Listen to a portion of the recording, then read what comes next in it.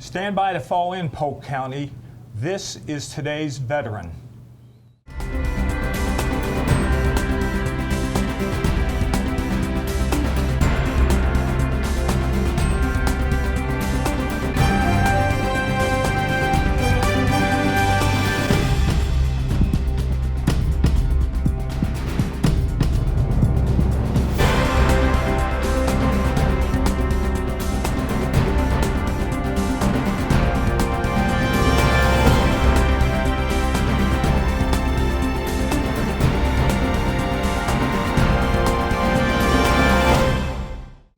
Hello and welcome, and on behalf of everyone at the Polk County Office of Veterans Services, thanks for joining us. I'm your host, Tim Kirkhart, and on this installment of today's Veteran, we chat with Kristi Whitford about the Veterans Justice Outreach program. But we start off today's show with a look at Dependency and Indemnity Compensation, DIC. That's a monthly benefit paid to eligible survivors of certain deceased veterans that include eligible survivors, monthly rates, additional allowances, and the application process. Joining us in studio is Dr. Yuli Cho, Director for the Florida Department of Health in Polk County, Major John Haynes from the Florida Veterans Foundation, and Mike Mason, also with the Florida Veterans Foundation. Gentlemen, welcome to the show. Thanks, Tim. Well, let's get right into this. Mike, what is a service-connected disability? Well, a service-connected disability is a physical or mental injury or illness that a veteran either incurred or aggravated during his active military service. Okay, Major, what would you say, you could tell us what DIC means? Dependency and Indemnity Compensation. It's a tax-free monetary benefit paid to eligible survivors of military service members who died in the line of duty, or it can be for eligible survivors of veterans whose death resulted from a service-related injury, wound, or condition, or a disease. Okay, Mike, tell us why you gentlemen are here today. Well, basically, Major Haynes and I had been going over some issues that we're coming across, and we'd been receiving a lot of surviving spouses that had come in where the veteran has passed away, and they were not receiving their DIC benefits. So we started to dig into it a little bit, and it just was not happening.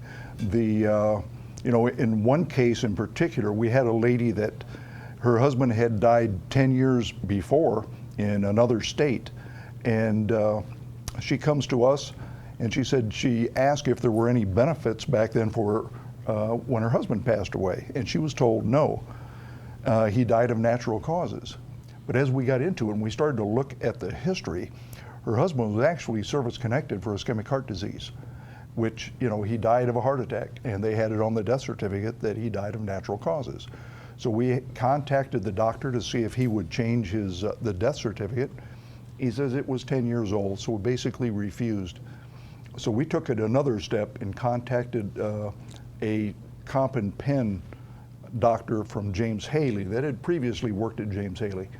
And she wrote a letter stating that the ischemic heart disease that this veteran was service-connected for was absolutely a contributing factor in this veteran's death. So what we did was we were able to argue a point, and they gave her an extra and a lenient decision, adding one more year of benefits to her. So she got back pay for like a year and a half of benefits. But as Major Haynes and I, we were at the Veterans Service Council in Tallahassee, and we presented this, and they were very happy that she'd received her back pay. But the issue was that for 10 years, she had to get up every morning and make a decision whether to buy medication or food. And that's the issue we're trying to address here. Let's solve this problem. Let's do the best we can and work around it to get the problem solved and get our our surviving spouses the benefits that they're due. Okay, so you got involved with Major Haynes? Absolutely. Okay. And then in the lobby of our office, I presented the problem to Dr. Cho and enlisted his assistance, and Dr. Cho just happened to be one of the few other doctors that we're aware of that used to be a C&P examiner. So Dr. Cho understood exactly what we were talking about. So it's great having an asset like that right in our office. So Dr. Cho, it sounds like you have some VA experience behind you. As Mike mentioned, I did serve for a short period of time as a physician evaluator, a comp and pen physician. And I am intricately familiar with the process. Mike presented that this was a problem, and we wanted to come up with that solution. And it's all about collaboration, just getting together and trying to address this issue, and really preventing that example that Mike gave from ever happening again. So the Florida Department of Health, working with the Polk County Veterans Association, working with the Florida Veterans Foundation, as well as other key players, such as Lisa Mackel. She's the local Chief Deputy Register. As well as Ken Jones, who's the state registrar. We've got together, we've been on multiple calls to come up with campaigns and initiatives to address and educate the public on terms like service-connected conditions and DIC. Okay, Major Haynes, please tell us what a veteran should do to make sure the surviving spouse is eligible for DIC. The veteran should make absolutely certain that the VA rating letter is presented to the doctor who is treating the husband, and we'll cover this a little more in depth in a few moments. Tim, if that's all right, I'll explain more about the rating letter. Why don't you go ahead and tell us about the rating letter? Okay, the rating letter is one of the most important documents that a veteran receives after he has been rated by the VA. This rating letter tells him precisely what the VA rated him for, tells him why he was rated, and it tells him the percentage of compensation that he will receive for that particular ailment or injury. But I think the most important thing is what the veteran does with that document after he receives it.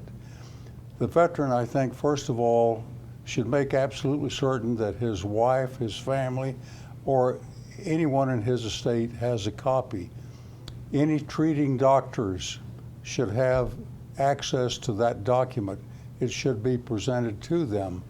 And in particular, if a veteran is in a critical stage of treatment, maybe he's in hospice, his death is imminent, that is the time that the widow or the next of kin should make absolutely certain that the doctor does, in fact, have that document so that he knows what the veteran has been rated for by the VA. Okay, I'll tell you a quick story here that I had a widow who came in to me, and her husband was service-connected for diabetes mellitus. She came in with the death certificate saying natural causes. And I said, what did he pass away from? It says natural causes. She said he had a heart attack. The doctor who signed the death certificate was a hospice doctor. And so I explained DIC to her, and I said, can you go, it was like within a couple weeks, I said, could you go to the doctor who signed, see if he can change the death certificate or add a contributory cause? And she did, and he did, and we sent it to VA without a formal, just a pen and ink change, and they awarded her DIC based on that. Okay. So see, that's good. But you know, a lot of times they don't bump into somebody like you. Sure. And you know, that's the problem. If they don't have good qualified people to answer those questions for them, then it becomes an issue. And that's why we try to cut it off and make sure everybody's aware of it. And I know in our office, we've got a bulletin that says, you know, service-connected injuries. All veterans, please make multiple copies of your VA rating letter and pass these on to every non-VA physician that you see. And from then on, we've also developed, with Dr. Cho's help and Ken Jones, we've also developed a flyer that basically explains service-connected disabilities and why it's so important that the doctors understand them, the funeral directors understand them, and also the family understands how important that is. So we've been working in Polk County quite hard to get this problem solved. Tim, if I could intercede here just a moment, there's one other very, very important step that I consider vital to this whole process. And that is that the veteran, before any problem occurs, should educate his family. He should get a copy of the VA Form 21-534-EZ, and he should fill that out in advance. He can fill out everything on that form, and that form is where the widow is applying back to the VA after the death of the veteran, where she's applying for the DIC compensation. But he and his wife together should fill out that document, because it's a very complicated document and there's a lot of supporting evidence that goes with it. And if he will have that form filled out in advance with everything included, with the exception of his date of death, I hope the widow doesn't know that date of death, then everything will go so smooth if the veteran does pass away suddenly or in the hospital, because the form is all complete, the accurate data is there, and it's information that probably the widow might not know. I filled out one claim for compensation that the widow presented. The veteran had been married 7 times, and all of that information has to be included in that request form, and the widow had no idea who these former wives were, why the marriage ended, what date it ended. So to make it simple, do the work in advance, fill out the form while the husband is still living or the veteran is still living, and it makes it so much better. As a veteran service officer, I tell the elderly veteran and the spouse about DIC and widow's pension, to have them ready to have the doctor make sure they put the right thing on the death certificate, because that's so important. Well, it sounds like you gentlemen have addressed the issue and attacked it from all sides. Thank you for your service, and thank you for continuing to care for our veterans and their families. Thank you, Tim. Thank you. Appreciate you having me here. Thank you very kindly. Dependency and Indemnity Compensation, DIC, is a tax-free monetary benefit paid to eligible survivors of military service members who died in the line of duty, or eligible survivors of veterans whose death resulted from a service-related injury or disease. You can apply by filling out Form VA 21-534-EZ, which is the application for dependency and indemnity compensation, death pension, and accrued benefits by surviving spouse or child. If available, attach copies of dependency records. For more information on the process and forms, go to www.va.gov. We will be back with more of today's veteran after this. History tells us that a lack of hurricane awareness and preparation are common threads among all major disasters. By knowing your vulnerability and what actions you should take, you can reduce the effects of a hurricane disaster. Hurricane hazards come in many forms, and preparation is the best protection against the dangers of a hurricane. Knowing the difference between threat levels and then planning accordingly can help you in recovery. This hurricane season, have a plan and get your supplies together, or you can do nothing.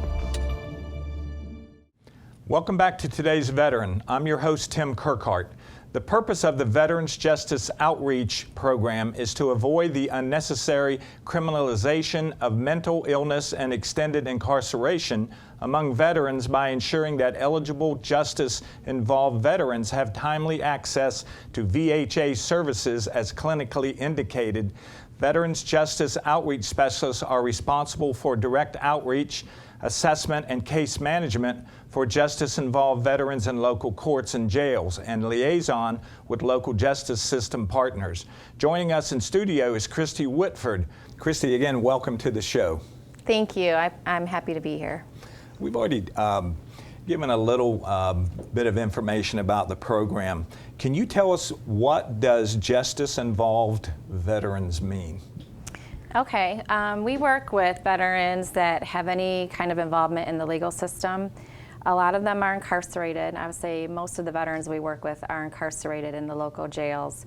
And our focus is on veterans that are, looking at 6 months or less incarceration. But we also work with veterans that have any kind of criminal charges, that are also out on probation, or just, anything that any legal involvement that a veteran has where treatment could be helpful to them. Okay. So if a veteran is incarcerated, how would VA services be available to them? Okay, that's a great question. We actually get a list of incarcerated veterans weekly from the jail staff. They ask veterans at booking, they ask inmates at booking whether or not they've served in the military. And we get their names. And then a lot of what I do, I'm out at the jail a couple times a week at least, and a lot of what I do is find out if they're eligible for VA, if they've never enrolled. I'll do the enrollment right there in the jail, turn it in, get them eligible for services. A lot of them, are unfamiliar with what their VA benefits are. So we do that, and then a lot of them are already involved in the VA, so then my goal is to just link them with treatment. Okay. And when we talk about treatment, we're talking about VA health care? We're talking about VA health care, as the overall umbrella, but primarily mental health treatment and substance abuse treatment through the VA. Now, would that happen while they were incarcerated? Well, actually, we don't treat them while they're incarcerated. However, we can get it arranged so that there's no lag time between their release and their entering into treatment programs. So a lot of times we will have a veteran furloughed for the purpose of evaluation, and then if they meet the criteria and they're accepted into treatment, a lot of times they'll be held in jail until that bed's available so that they can go directly from jail to VA treatment. Is there a waiting list, say, for if an incarcerated veteran gets out, and you did mention that, but is it, do they get a special place in line for health care or whatever they need after they get out? Well, I would say no, they don't get a special place in line, but they get the same, they get the same benefit as a non-incarcerated veteran. So they're not going to wait any longer. And a lot of times the programs will make every effort to make room for them if they're sitting in jail just waiting for that bed. A lot of times the counselors are sensitive to that, and they'll try to work with us to get them in sooner. Okay. But there's not usually a real long wait regardless. It's usually not more than a week or two. Say, for instance, if an incarcerated veteran came out of the Polk County jail, would their further treatment, if it was for drug abuse or whatever, would that be in Tampa or in Polk County or where? Well, the intensive programs are through Tampa. We have the 6-week program for dual diagnosis and the 21-day program. Those are both in Tampa. However, I help coordinate all that and make sure they get transported there. And we try to, any barrier that they have to getting to Tampa, we try to work with them. But there are a lot of programs available in Lakeland after they complete those programs in Tampa.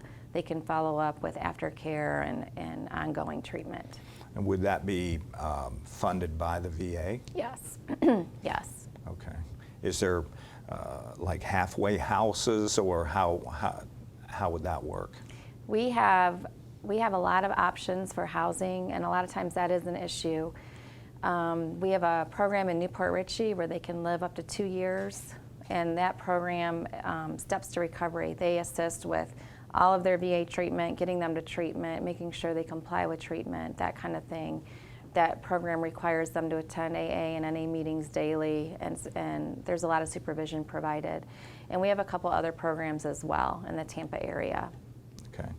Can you give us an idea of how many incarcerated veterans are in Polk County? Oh boy. Exact number, I don't have exact numbers, but I probably, I would say 5 or 10 come through the jail weekly that I'm notified of. And actually, I think that there's a lot more. A lot of veterans refer to other veterans. You know, there's VA employees know about our program and will refer. We get referrals from everywhere. So I don't think that all of the veterans are being reported, but there's quite a few. Okay. How do you work with the maybe the attorney of a veteran that's incarcerated? How does that work? Is it just a working relationship, or do you have more veterans with the same attorney, or what does that look like? Well, I'm very connected to the Public Defender Office in Polk County, and I work with those attorneys on a regular basis. And I know, familiar with most of them. A lot of veterans do have private attorneys, and so when I see them in the jail, I'll have them sign a release of information if they're interested in me working with their attorney to coordinate services. And the attorneys, the private attorneys, have been real open and amenable to working with us in the VA. How old is this program? How long has this existed? I want to say 6 years maybe. And the reason it started at a national level, just because we noticed there's more and more of an issue with incarcerated veterans involved in the justice system. And the VA really wants to reach out to those veterans and serve them, and try to get them the treatment they need, which frees up community resources for non-veterans. How does this work with the Veterans Court, the system that some of the counties have? And I know Polk County has delved into that also. Are you involved in that? Yes, very, very closely involved with that. We started a veterans docket in Polk County, and it's attached to the Behavioral Health Court, which meets on Wednesday mornings, Judge Williams. And right now we treat veterans that come into the program. They have to have a misdemeanor. They can't have any higher, than a misdemeanor. And we see them first as part of that docket, as part of the Behavioral Health Court. They have to have a mental illness diagnosed as well. And then they're assigned a mentor, which is a veteran mentor who's, I kind of describe them like an AA sponsor. They're just there as an extra support to help. Are they incarcerated or not? The mentors? The mentor. No. Okay. They're volunteers in the community that have, that have served in the military in the past and are giving back. And they play a huge role with these veterans. They provide a lot of support, whether it's transportation, just a listening ear, it's just an extra support. And so they would be assigned a mentor. They're always called first on the docket. And then, their treatment is coordinated through the VA, and I'm that liaison that reports back to the court on how they're doing, whether they're keeping their appointments, complying with treatment, that kind of thing. How does it go with the mentors? Are they hard to come by? Well, we've been fortunate in Polk County. We have a good group of mentors. I think we have maybe 6 or 7 that are there every week as part of the veterans program, and they're very dedicated, very committed. They've been extremely helpful. But I would say that we're always open to look, to anybody that's interested in being a mentor. I'm sure we could find a way to put them to use. Does it always work? The veterans docket? It's relatively new in Polk County. I guess you could never say always, but we've seen a lot of success, and it's not, there are times that a veteran has to go back to jail because they relapse or they violate or they don't follow through, but that doesn't mean we're done with them. We pick up and start working with them again, and we're very committed to helping them in whatever way they need and making sure that they are successful. What about when they are released? Do you have yet any feelings or percentages of success that maybe they don't come back, or have you seen that yet? Or I think on a national level, we've seen a lot of success. I don't have the exact numbers, but locally, I've seen, I had one veteran who was homeless for 30 to 40 years, and he's been in housing for over a year now with no arrest. So we do see a lot of success. And, sometimes it takes a couple years, of working with them and providing treatment and providing support, but we do see success. Okay. Well, Kristi, we're about out of time. Is there any parting words that you can give us about the program, or anything that we should know that we maybe haven't covered? I would just say, if any veterans, have any legal issues whatsoever and are interested in more information, I'd be happy to talk with them. And we have this program also in other counties as well, but my county is Polk County, so I'm more than happy to work with any veteran. We're glad to have you. Thank you. Thank you for being here today. Absolutely. For more information on Veterans Justice Outreach Program, check out their website at www.va.gov. 2015 marks the 70-year anniversary of the end of World War II in 1945. Florida is home to many WW2 veterans who were heroes. One such individual is Mr. James Hackney, who recently celebrated his 100th birthday at the Crossroads Retirement Center in Davenport, making him one of the oldest living World War II veterans in Polk County. We caught up with Mr. Hackney to celebrate his century mark. Well, I was in during World War II, and I was a captain in the quartermaster corps, and I was training soldiers almost all the time. Can't believe Virginia. I didn't go overseas. I was in 4 years, and the training I did was regular infantry training, because infantry is the secondary mission of the quartermaster. Happy birthday to you. And I'll push it more. Doesn't feel any different than I did in 99 or 21.